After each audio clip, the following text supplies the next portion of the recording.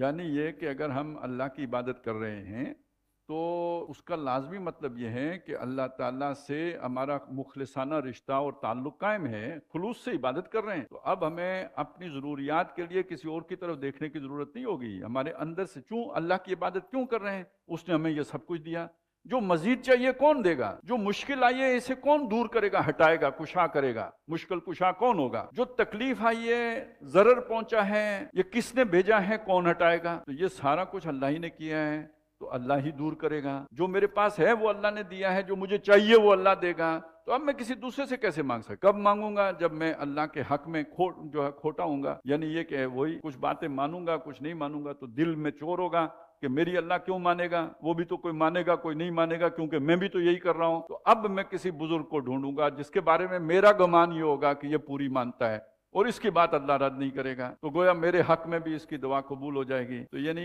اللہ تعالیٰ کو بھی یعنی وہ کسی اور ذریعے سے دباؤ ڈلوانے کی کوشش، یہ ایک اور گستاخی کا ارتکاب ہو جائے گا۔ اسی لیے جو ہے نا یہ دعا بڑا نازک معاملہ ہے کہ یہ اسے عبادت کا جوہر کہا گیا ہے اور اسی کو عبادت کہا گیا۔ الدعاء هو العبادہ، تو اس بات کو ذہن میں رکھیں کہ دعا بھی در حقیقت عبادت ہی ہے۔